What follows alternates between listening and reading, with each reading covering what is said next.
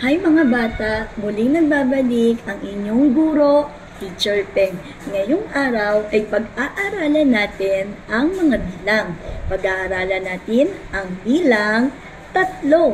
So bilangin natin ang mga bituing nakaguhit sa ating papel. Bilangin natin 1, 2, 3. Ulitin natin sa salitang Tagalog. 1, 2, 3. Bilangin natin naman ngayon sa salitang Ingles. 1, 2, 3. Ulitin natin. 1, 2, 3. So, ang bilang na pinag-aaralan natin ngayon ay 3 sa Ingles. Sa Tagalog ay 3. Tama. Meron si Teacher Peng na isang krayola. Sa kabilang kamay ko ay mayroon namang 2. Isang krayola at 2 krayola. Pag pinagsama, ilan silang lahat? Bilangin natin kung tamang yung mga sagot. 1, 2, 3. Tama! Ulitin natin sa pagbibilang naman sa salitang Ingles. 1, 2, 3. Mahusay mga bata. Ngayon naman, meron si teacher dito na lapis, pencil. Ngayon, si teacher walang hawak sa kabilang kamay. Pero sa kabilang kamay ko, meron akong 3. So, ilang? Kaya silang lahat. Kapag pinagsama, yung walang laman ni teacher, walang laman, 0. At yung isa ay 3.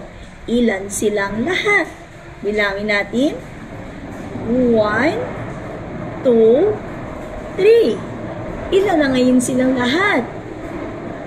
3 o sa Tagalog ay 3. Tama, ang galing.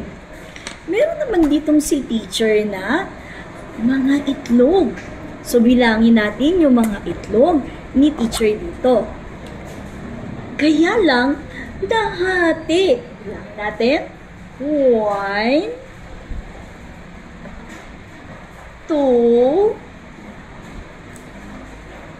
3. Ilan ang kalahating itlog ni Teacher Peng? 3. Tama. Sa Tagalog ay 3. Ngayon, lalagyan natin sila ngayon. Ikakabit natin. Tulungan nyo nga si Teacher Peng.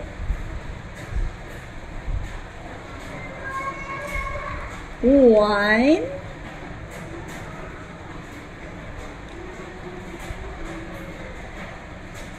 2,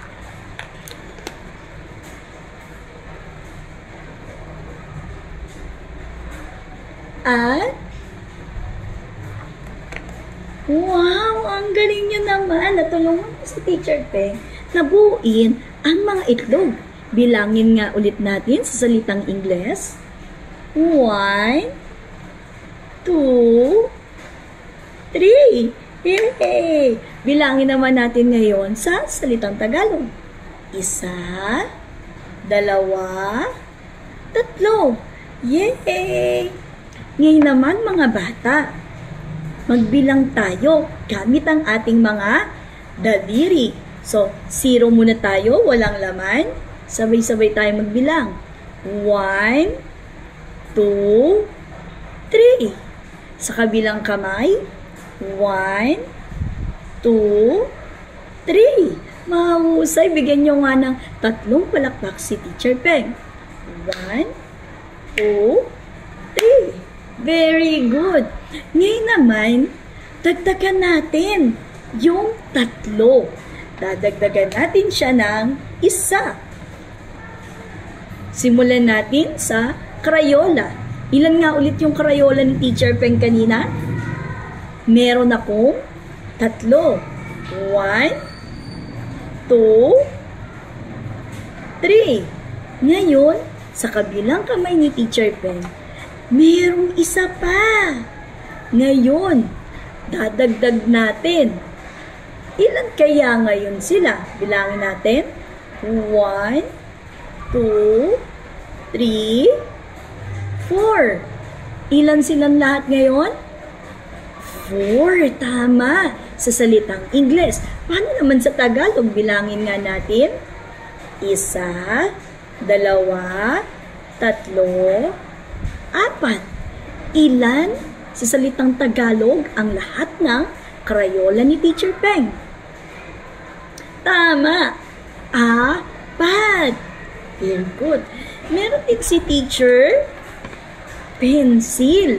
Lahat sila ay mayroong tasa. Bilangin nga natin yung may tasa. 1, 2, 3. Ngayon, meron si Teacher na isang lapis, ngunit walang tasa. Isasama natin siya ngayon. Ilan na ngayon ang lapis ni Teacher lahat? 1, 2, 3, 4. Ilan na ngayon ang lapis ni Teacher lahat sa salitang Ingles? Tama. 4. Bakit naman sa Tagalog? Bilangin nga natin ulit. 1, 2, ay Tagalog pala, sorry. 1, 2, 3, 4. Ilan lahat sa Tagalog? 4. Mahusay mga bata. Okay. Ilan nga ulit yung itlog ni Teacher Peng? 3. May biglang dumating na itlog. Bilangin nga natin. 1, 2, 3. Kulang. Dagdagan natin. Ito na siya. Okay, ikakabit natin. Pagtatagpuin natin sila. Sabihin nyo nga, pang ilang bilang nga dapat ito? Buo na. Ngayon, ilan sila? Lahat. Bilangin ulit natin. 1, 2, 3, 4. Tama mga bata. Ang galing-galing nyo naman. Ang bilang na ito ay 4. Okay, so bilangin natin sa salitang Ingles. 1, 2, 3, 4. Ilan silang lahat? 4. Tama. Ngayon, gamitin natin ang ating kamay. 1, 2, 3, 4. Sa kabilang kamay. 1, 2, 3, 4. Mahusay. Very good. Palakpakan yung mga sarili nyo. Tingnan nga ulit. Anong bilang ang nabuo natin nung dinagdagan natin si 3 ng 1. Anong bilang siya ngayon? Tama.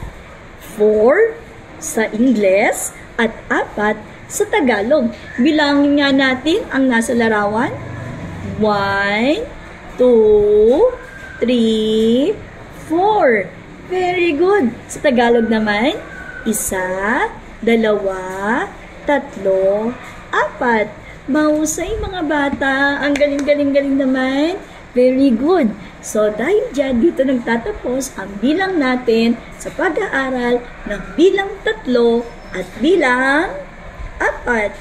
Paalam mga bata.